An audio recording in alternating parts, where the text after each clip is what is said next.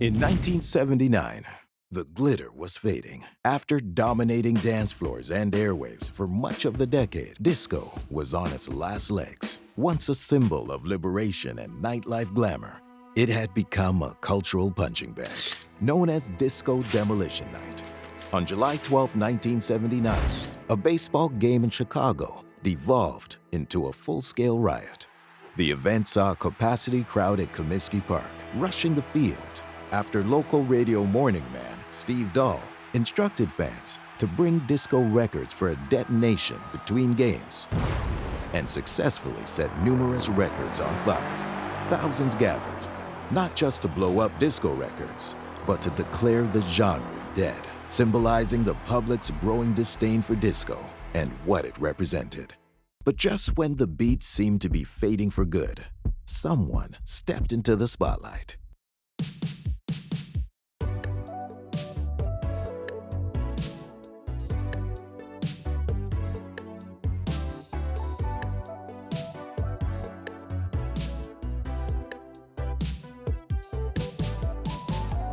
In the history of music, few names echo across generations like his.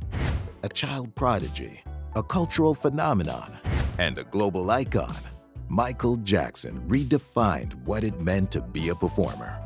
With a voice that moved souls, dance moves that defied gravity, and a vision that broke barriers, he didn't just make music, he made history. Michael Jackson rose to become more than a star. He became the king of pop. Squarely, he's the man of the 80s. Definitely. Maybe the 90s, too. Michael Jackson's fifth solo studio album, Off the Wall, released in 1979, arrived at a cultural crossroads. The 1970s, a decade defined by the fragmented sounds of punk, progressive rock, and disco, was drawing to a close. Jackson himself was in a transitional phase, having spent years as the charismatic child star of the Jackson 5. While his early solo career under Motown had produced hits, it had never fully established him as an independent adult artist. Off the Wall changed everything. More than just a collection of catchy songs, the album was a seismic event that not only catapulted Jackson to global superstardom, but also fundamentally altered the trajectory of popular music, laying the foundational blueprint for the sound and style that would dominate the 1980s. Vibration creates sounds the same way with guitars, cymbals, and drums.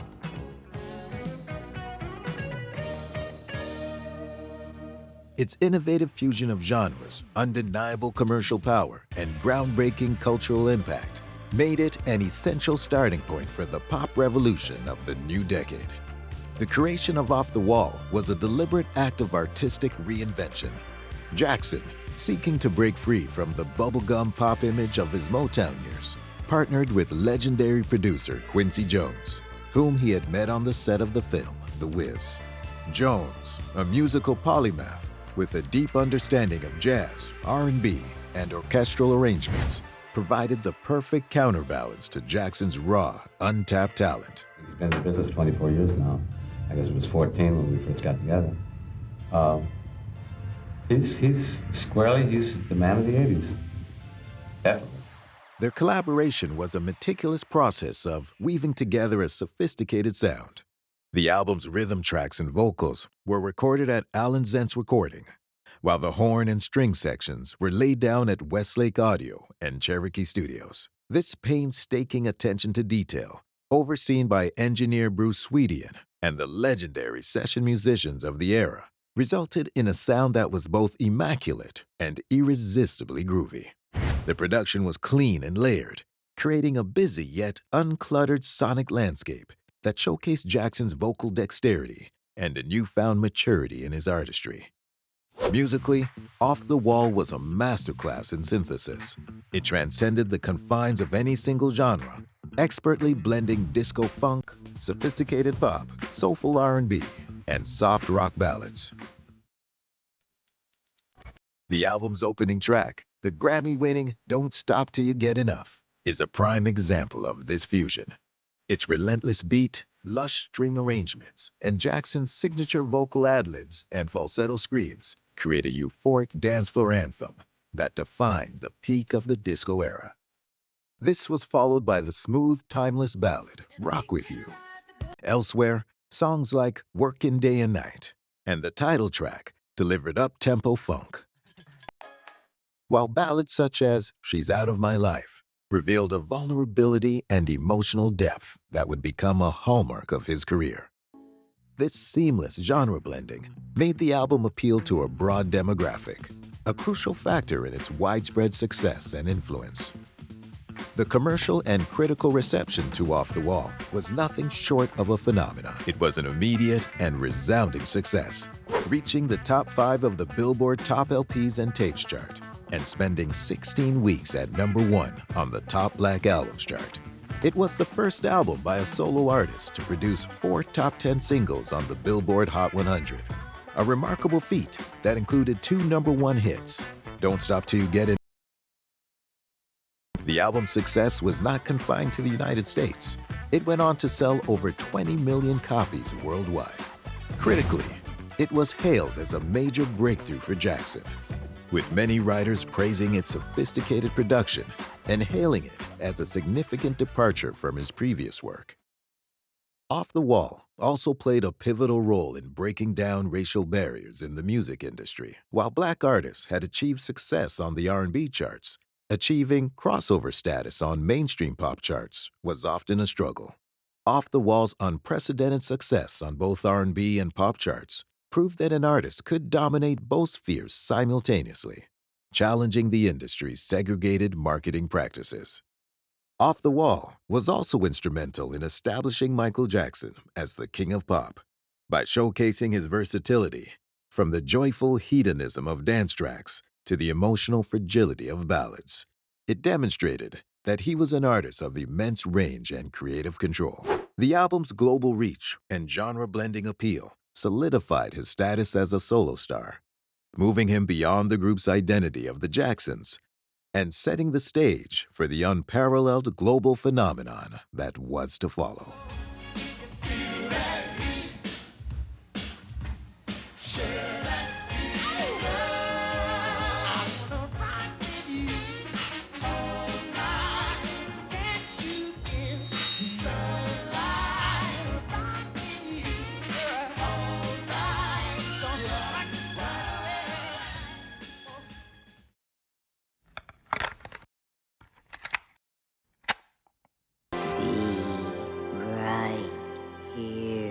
Take the new compact disc. 1 hour of Mozart out of a beer mat.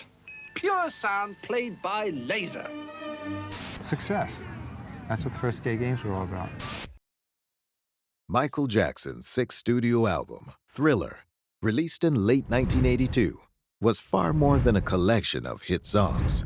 It was a cultural phenomenon that fundamentally reshaped the music industry and pop culture.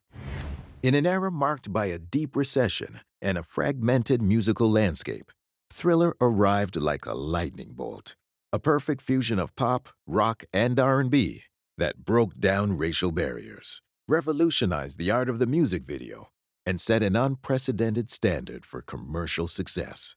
It was an album that did not just reflect the 1980s, it helped to create them, defining the decade with a potent mix of sound, style, and visual spectacle. Meticulously crafted over 7 months in 1982, Michael Jackson's Thriller, produced by the legendary Quincy Jones, utilized a $750,000 budget, roughly $2 million in today's currency. Their intense focus on quality over quantity was clear. Of the 30 songs recorded for the album, only 9 were selected. This strategy ensured that every track was a commercial knockout, leaving no room for filler, a deliberate choice by Jackson to make the album unforgettable. Crucially, in the wake of the anti-disco movement, Jackson and Jones consciously moved away from the pure disco influence of Off the Wall. Instead, they forged a new, eclectic sound, exploring post-disco alongside pop, R&B, funk, and rock. This strategic genre diversification undoubtedly benefited Thriller in the long run, granting it a timeless quality that allowed it to avoid sounding dated by the waning trends of the early 1980s. To me, he's a Renaissance artist because he did so many things so brilliantly well. Not just about a singer and a dancer, but a songwriter and a producer, his vision. To transform Thriller from a successful follow-up into the timeless masterpiece Michael Jackson envisioned, its marketing had to be precise and groundbreaking. In the early 1980s, despite his fame, Jackson faced the glass ceiling that systematically limited the success of black artists compared to their white counterparts. The album's first impression was therefore strategically vital. Jackson and his team selected The Girl Is Mine, the smooth, conversational ballad duet with former Beatle Paul McCartney, as the lead single, releasing it on October 18, 1982. The song was a commercial success, peaking at number 2 on the Billboard Hot 100. Many critics and fans felt it was the weakest track on the album, puzzling them in hindsight. However, the choice was a brilliant tactical maneuver. Featuring a pop icon like McCartney was the perfect draw to reel in a wider, predominantly white adult contemporary audience that might not have otherwise purchased a Michael Jackson album. This collaboration immediately placed Jackson on a level playing field with mainstream pop's biggest stars. By leading with this cross-demographic single, the campaign successfully enticed a new, broader listener base. And he rang me this time. It was different. He rang me up, and I didn't believe it was him. So I said, "Who's this?" I said, "Michael." "You sure?" You know, "Michael who?" You know. Anyway, so we had a joke about that kind of thing, and he said, "Yeah, I'd like to come over and write with you." You know. On January 2nd, 1983, Michael Jackson released Billie Jean, the second single from Thriller, instantly shattering expectations and defining a new era of pop music. This groovy, funky fusion of post-disco, R&B, and dance pop explored themes darker than anything Jackson had previously attempted. Lyrically, it detailed the paranoia and false claims stemming from crazed fans who insisted he fathered their children. The song's path to release was fraught with conflict. Producer Quincy Jones was initially against including Billie Jean on the album, feeling it was too weak. He also disliked the now iconic 29-second bass-driven intro and pushed to change the title to Not My Lover. Jackson, however, was adamant. He was so consumed by the track during its creation that he once failed to realize his car was on fire while hearing the melody in his head. Despite their intense dispute, which reportedly included arguments over producer credits and led to the track being mixed a staggering 91 times, Jackson's resolve proved correct. Billie Jean became an immediate, massive hit, quickly climbing to number 1. It remains Michael's best-selling single and is certified diamond, winning 2 Grammy Awards and an American Music Award.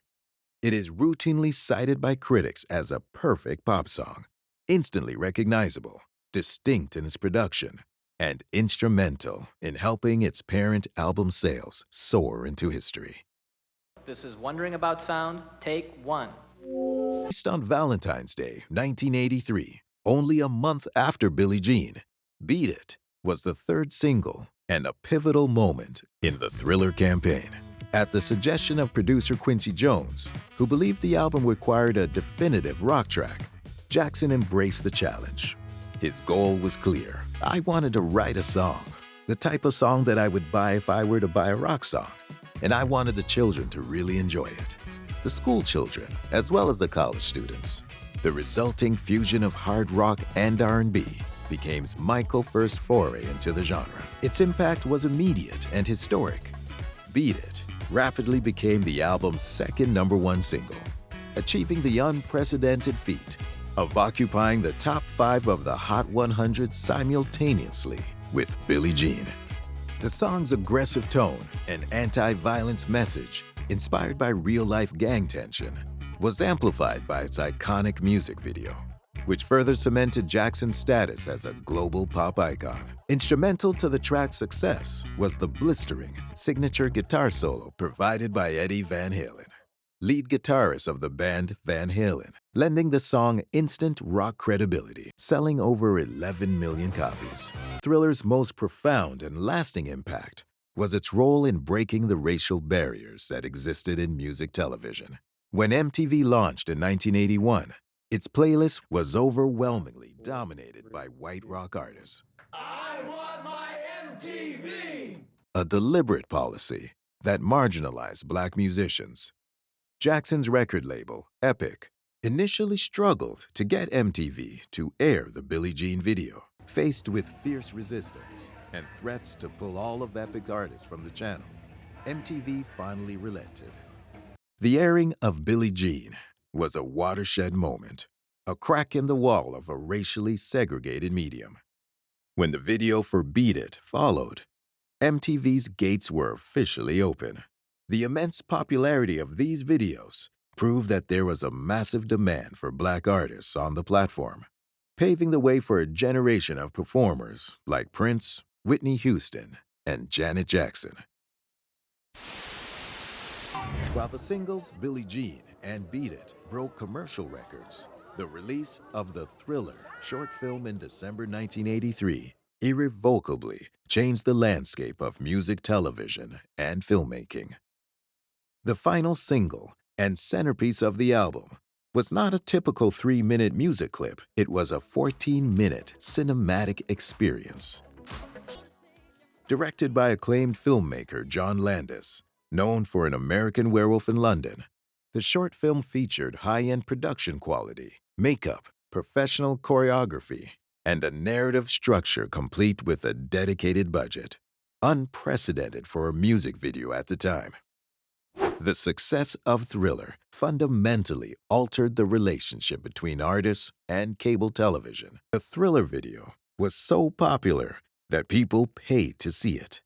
Jackson and his team pioneered the commercialization of music videos by releasing the Making of Michael Jackson's Thriller documentary on VHS, which sold over 1 million copies. This proved that music videos could be self-sustaining, profitable entities in their own right, paving the way for massive budgets and cinematic scope of subsequent videos by artists throughout the 1980s and 90s. It transformed the music video from a promotional tool into a primary form of artistic expression and a major source of revenue. The short film's blend of horror, humor, and dance created an enduring pop culture artifact. The zombie dance choreography remains instantly recognizable, confirming its status as one of the most culturally significant films of the 20th century. This set a new standard for artistry and investment in music videos that defined the visual culture of the decade.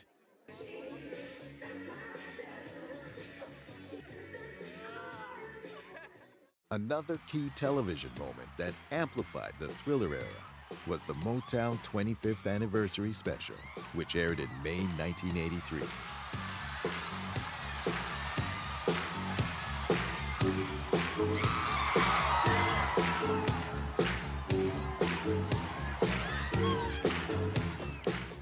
Following a reunion performance with the Jacksons, Michael took the stage alone to perform Billie Jean. This single performance was a masterpiece of presentation. Jackson, wearing his now signature black fedora, black sequin jacket, and, crucially, the single rhinestone glove on his left hand. During the segment, he stunned the audience by debuting his now signature dance move, the moonwalk, for the first time on national television. The broadcast was a monumental success, drawing an estimated 47 million viewers in the United States alone. This performance not only generated massive cultural buzz and became one of the most celebrated moments in television history, but it also delivered an immediate, monumental boost to the sales of the Thriller album and transformed Jackson's carefully curated image into an international cultural phenomenon. The iconic red jacket and the zombie dance became enduring symbols of the 1980s, endlessly imitated and celebrated.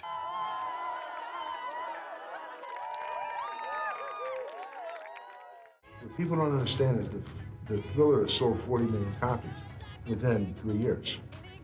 It sold 32 within, what, a year, 18 months? Right. Okay, we're out 7 months. We got 15 million copies sold. I mean, that's not chopped liver here, you know?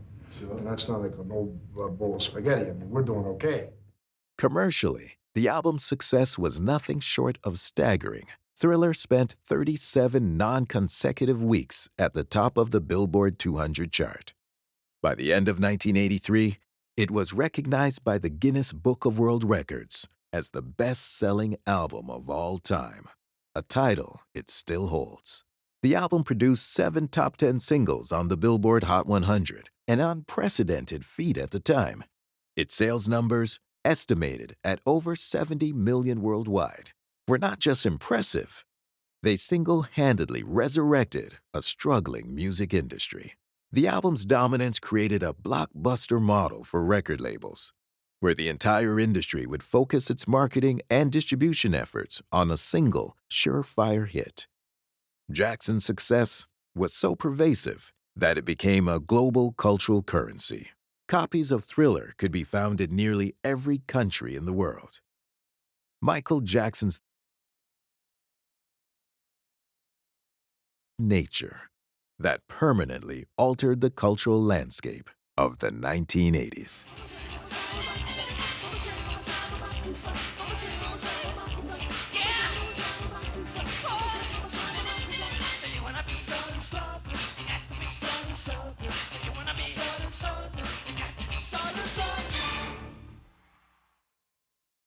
As Thriller dominated the globe in 1984, Jackson's career reached its commercial apex. Yet it was also the period when the pressures of fame began to inflict a heavy personal toll. In 1984, Jackson signed a groundbreaking endorsement deal with Pepsi, a partnership that symbolized his complete crossover into mainstream corporate America. However, during the filming of a commercial in January 1984, pyrotechnics accidentally misfired, engulfing Jackson's hair and scalp in flames. He suffered severe second and third-degree burns. This traumatic event, aside from the physical pain, is often cited as the catalyst for his increasing reliance on painkillers and the beginning of the major physical transformations that marked his later career. The subsequent Victory Tour in 1984 saw Michael reunite with his brothers for a massive, high-profile stadium tour across North America. While a commercial success, the tour was fraught with controversy, particularly regarding exorbitant ticket prices. While officially a tour by the Jacksons, it was in reality a massive celebration of Michael Jackson's solo career and the global phenomenon of Thriller.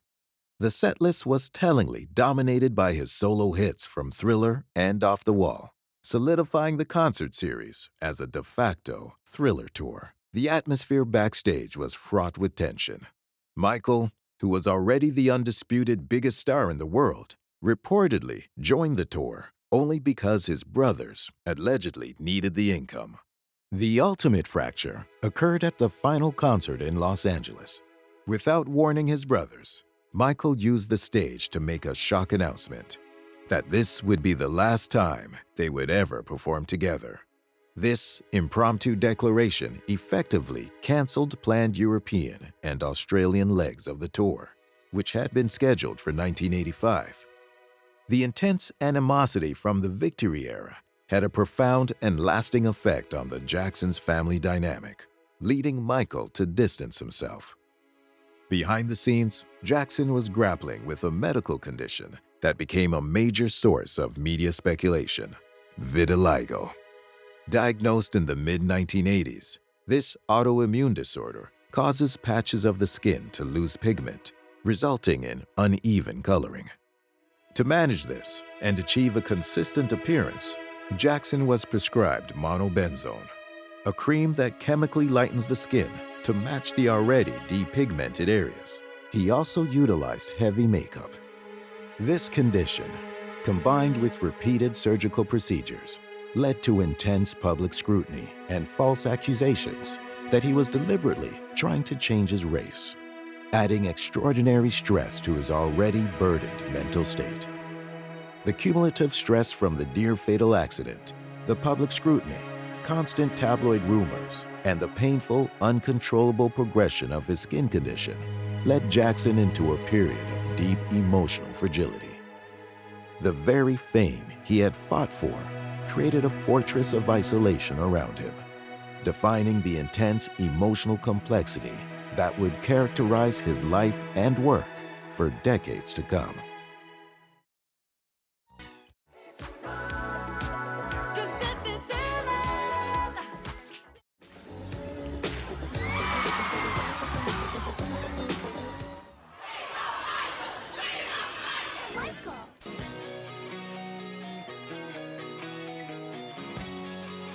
They're up against the ultimate enemy.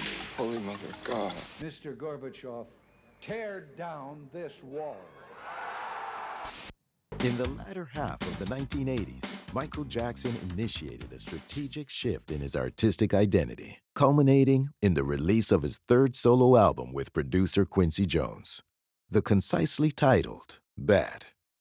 This era was a deliberate and calculated effort to establish a harder, more aggressive image for Jackson, without abandoning the good guy persona he had cultivated through his previous work.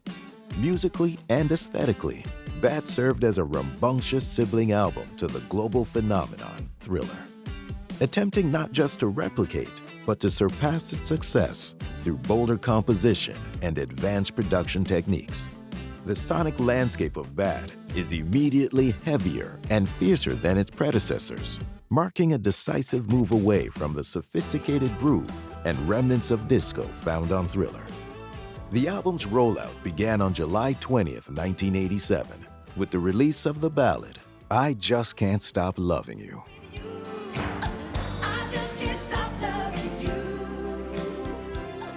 Despite being a rather subdued, almost underrated introduction to the bold Bad era, the single quickly topped the Billboard Hot 100, R&B, and adult contemporary charts, becoming the first of 5 consecutive #1 singles from the album. The true definition of the Bad era arrived on September 7th, 1987, with the release of the title track as the second single. Written and composed by Jackson, the track was reportedly inspired by a true story about a young man from a rough neighborhood who was killed upon returning home after attending a private school. The subject matter provided the foundation for the ambitious 18-minute short film, directed by Martin Scorsese and heavily influenced by the musical West Side Story. Co-starring a young Wesley Snipes, the video was highly praised and cemented Michael's new image, with his iconic costuming immediately influencing global fashion. The song itself quickly reaffirmed the album's commercial strength, becoming Jackson's 8th #1 hit on the Billboard Hot 100 and charting highly across international markets like Ireland, Norway, and Spain. Intriguingly, Jackson had initially approached Prince for a duet on Bad. Well, that's the guy you used to be. This is the story of you turning down Bad. Well, you know, that Wesley Snipes character, that would have been me. All right, now you run that video in your mind. The first line of that song is, your butt is mine. Your butt is mine. Now, I said, who's gonna sing that to whom? Because you sure ain't singing it to me. And I sure ain't singing it to you. So, right there we got a problem.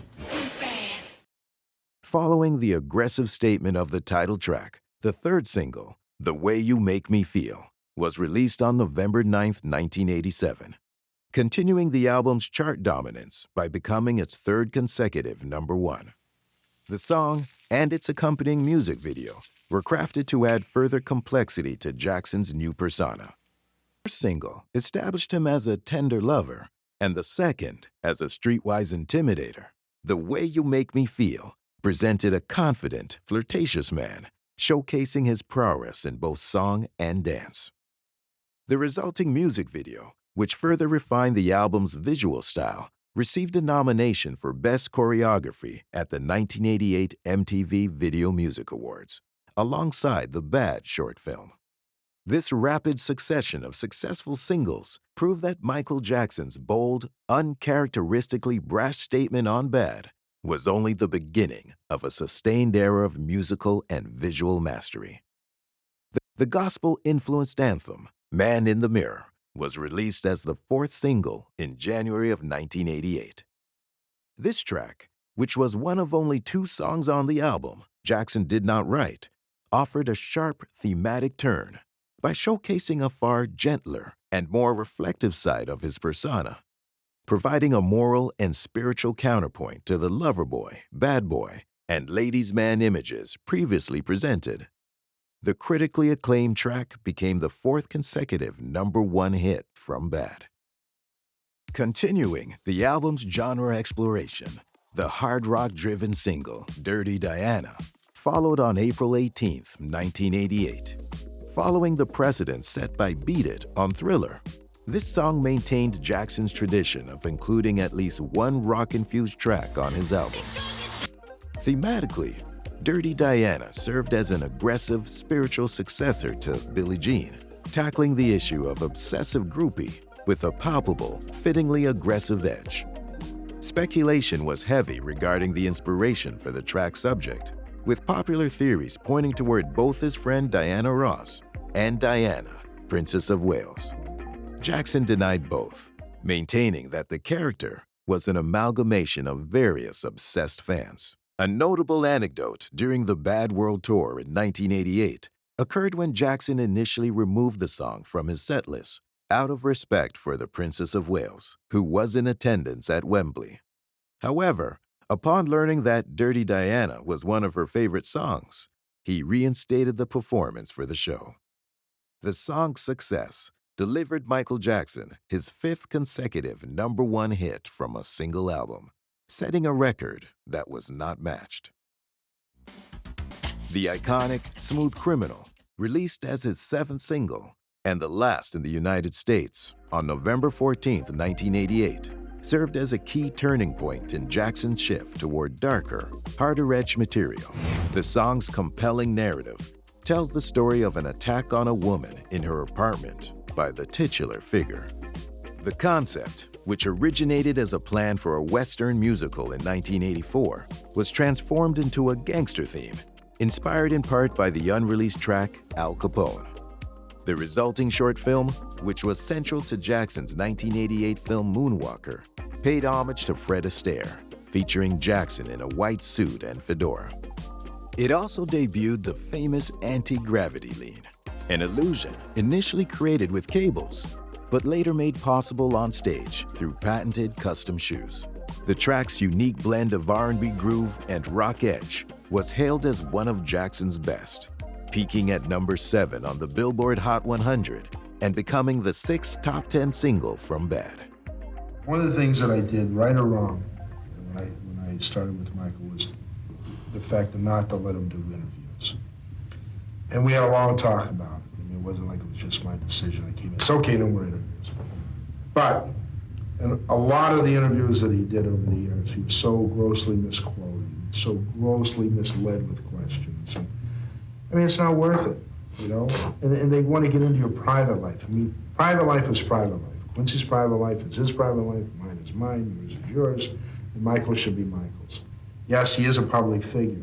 He's a public figure that owes a great record, owes a great performance. The final releases further demonstrated Jackson's artistic breadth and reaction to fame. The track Leave Me Alone acted as an unofficial bonus track, initially available only on the CD version of the album. Far more pointed than the title track, Leave Me Alone was one of the few songs where Jackson actively fought back against the relentless media and his detractors, a theme that would become more common in his subsequent albums. Its music video was critically lauded, winning the Grammy for Best Music Video in 1990, despite the song never being performed live.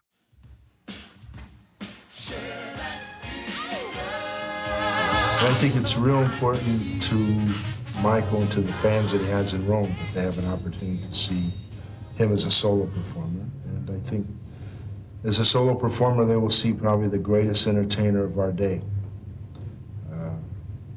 Nobody sings as well. I mean, there are people that maybe sing as well as Michael, but nobody dances as well. And nobody can entertain you for 2 hours like Michael can. The immense commercial success of the Bad album, which was immediately matched by the subsequent Bad World Tour. This tour marked Jackson's first ever solo world tour and his return to the road since the 1984 Jackson's Victory Tour. Spanning 15 countries and 4 continents, the tour played 123 concerts to an estimated 4.4 million fans. Daughter, Yeah? 16, Yeah. up to my age. How old are you? 42. He must be the best man on earth to give you a show. He is terrific. Good dancer, good dancer. Dancer is fantastic. Generating over 125 million in revenue, approximately 330 million in today's money, it became the highest grossing tour of all time up to that point. One thing that's so neat about him, he's got such an originality, and he does things that nobody does. I mean, it's his own style, and see, that's one of the hardest things in a dance form, is to have your own style. Critically, the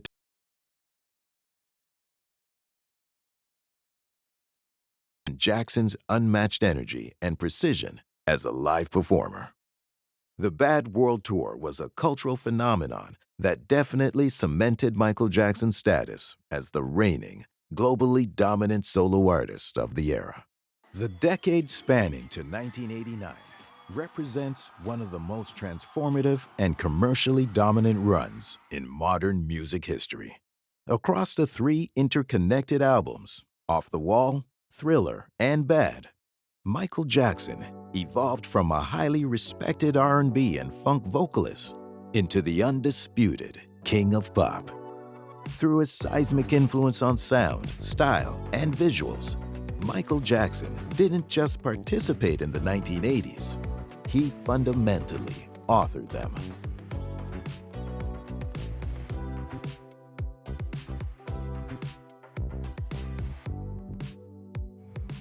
As an artist, Michael loves to perform. And I think that he wants to show, maybe for the last time, because I don't think we'll ever tour again. And he owes a great performance to his fans.